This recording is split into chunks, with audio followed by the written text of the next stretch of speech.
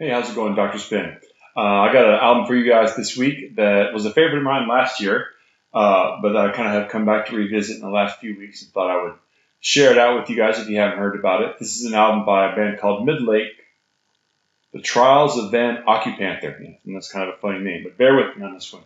They kind of rose to prominence actually in Europe before they started getting a name for themselves in the U.S., but they're based out of Denton, small town Denton. And it'd be interesting. I was looking through some interviews with the band about recording of this album, and they were living in a house over on Oak Street, and all together, and would just come home every night and record like in a very communal sense. Locally, the band had some visibility, and they rose to prominence whenever I wasn't really living in town. I was living in Austin at the time, but their name kind of kept coming up, and so finally I did a little research. This is the album that I took the dive on. So Midlake, in this case, now I only have this one Midlake album, so I don't want to generalize too much about what Midlake sounds like. But in this case, Midlake has kind of a very kind of retro rock feel, very kind of straightforward retro rock feel, in a sense. So whenever you start talking about a band having a retro feel, it's easy to point to like the things that they sound like. For them to be retro, they have to sound like something. But in some ways, really kind of to pin down what it is that Midlake sounds like is a little more tricky than it would seem. For me personally, music-wise, it's hard for me not to let go of the idea they kind of have a relationship to the sound of Fleetwood Mac. And that's tainted a little bit because the first song on the album, the song Roscoe, has an opening riff that kind of is in the same key and has some of the same rhythmic aspects to it as Rhiannon does by Fleetwood Mac. But if you side by side them, they don't really sound that much alike. It's just they're kind of reminiscent of one another.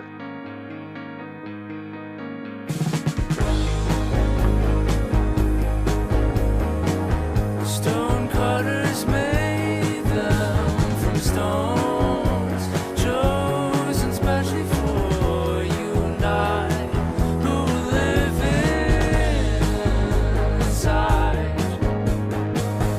The mountaineers gathered timber piled high, in which to take along, traveling many miles, knowing they get here. When they got here, all exhausted, on the roof leaning. And immediately, if you try to run down this comparison with Fleetwood Mac, it's gonna it'll start to break down pretty quickly. Fleetwood Mac has many aspects to their sound that was always dependent upon who was writing the songs. But I think that the sound of Midlake kind of has a little relationship to the music that Stevie Nicks was writing for the group, a little more of the kind of mystical, arcane side of the band. But of course, the big difference there is that there's no female singer in the band. The lead singer, Tim Smith, to me, his voice sounds very reminiscent of early Tom York, early Radiohead. Has that same kind of like sliding vocal sound. So in a way, I like to imagine that Midlake sounds kind of like, what would happen if Tom York replaced Stevie Nicks in Fleetwood Mac. It's kind of a stretch, but it's a way to kind of that accounts for a lot of the sounds I have on the album. And Tim Smith is an admitted fan of Radiohead, and he had, in interviews I've read with him, has said that he has a hard time not sounding like Radiohead. He makes a distinct effort to try not to sound that way. But he has a voice that kind of leans that way, and certainly I think has aspects of his music writing style lean that direction. But interestingly, the narrative of the Trials of Van Occupanther is so far removed from what Radiohead would do that sometimes it's hard to see that straight line, especially if you're a person that listens to lyrics. Now, I'm not a person that listens to lyrics super strongly at first. I will catch good lyrics when they show up, and eventually, if I really like an album, I will catch on to the lyrics. In this case, it was very difficult for me not to notice the way that Midlake presented their lyrics. The Trials of Van Occupanther, in my opinion, comes off as kind of a concept album. Now, it's not like a rock opera. There's not like there is a song called Van Occupanther, and I believe it's the person who on that song claims to be on Van Occupanther. He's a character in this sort of world that the album builds. But I don't necessarily think the story is about him as a person. He just inhabits this world in which all these songs kind of come from. It kind of reminds me of Jethro Tull. In no way does it really sound that much like Jethro Tull. The guy does not sound like Ian Anderson. There's no flute playing.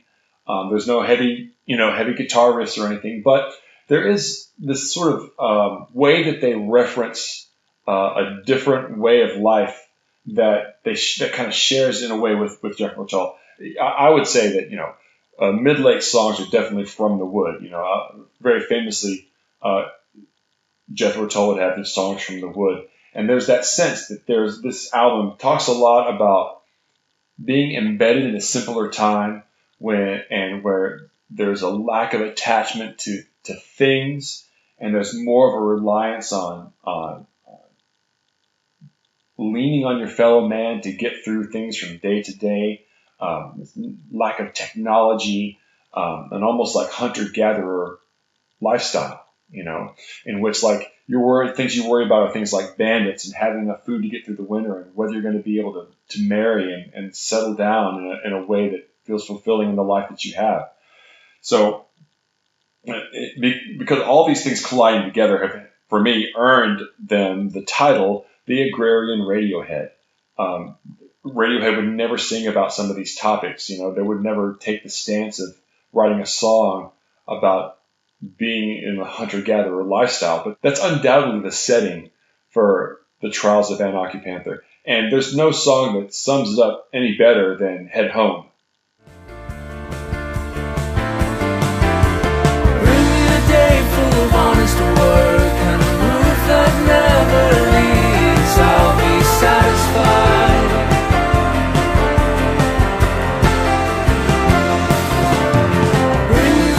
All about the town and how it struggles to help all the farmers out during harvest time.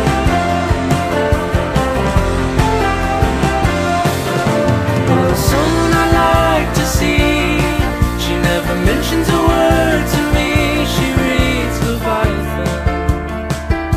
I think I'll head home.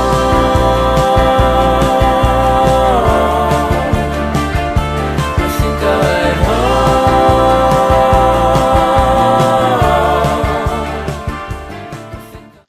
So that little bit serves as a microcosm of this sort of environment, this setting that is the backdrop for the Trials of Van Occupanther. All the songs kind of have the same set of topics that they talk about, but not in a way that it beats anything into the ground. As a matter of fact, it helps to sort of circle back and re-emphasize what the point of the album is over and over again. And what the point is, from my perspective, is that it's a kind of a commentary on our current life, our current lifestyle, where we cling to materialism and things. But at the same time, we relate to these characters and these ideas on the album, because at the base of what our social interactions is something that we can relate to. Being able to come home, find your house, cleaned up by bandits, and being okay with just starting over with a rabbit and an ox. It almost feels so simple that it's almost welcome. One point in time early on in that opening song, Roscoe, a little bit later in the song, he looks right at the viewer and kind of breaks the third wall, if you will, and tells you, the listener, what they need to be getting out of the album. He sings directly. In 1891, they roamed around that forest. They made their house from cedars. They made their house from stone. Well, they're a little like you, and they're a little like me. We have all we need. And I don't think it would be too weird to imagine the vocal harmonies that Fleetwood Mac used to do mapping over into those closely followed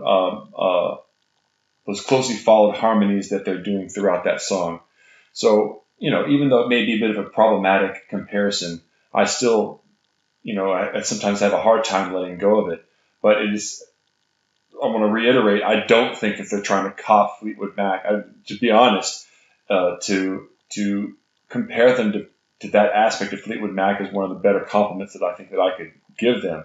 And I think that even though I keep coming back to it, Midlake is entirely doing their own thing. It's just my attempt to grasp onto something or to find a way to listen to them, because what they're doing, I think, is kind of unique and distinctive, and consistent. Like throughout the album, with all of this concept, all of this kind of unique social commentary that Midlake is getting at, wouldn't mean anything if the songs were lame. But ultimately, the songs are great, and they don't fall into like this trap of trying to sound like where they're coming from. They're not particularly folksy. They're not trying to sit back and play on lutes. They're singing in a style that's contemporary, which kind of makes that juxtaposition between what they're singing about and what you're perceiving to be even more jarring. I mean, it's a pretty earnest album, and I think that it's one of those things now where I'm a little nervous about buying another Midlake album, because I think this one is so great and has given me has given more and more the more I listen to it. It's one of those great albums that the more I listen to it, the more I find to like about it. That I'm nervous about buying a different Midlake album, because what if this is just a good one? It doesn't reflect poorly on this album at all. I would highly suggest getting Van Occupanther, the Trials of Van Occupanther, and giving it a listen and delving into it, because it's a really intriguing and heartfelt piece of work, and would be ashamed to have overlooked it if that's the case.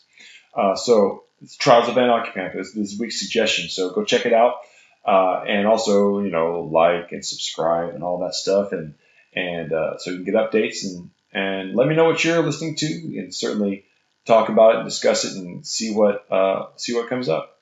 So until next week, I'll catch you guys on the flip side.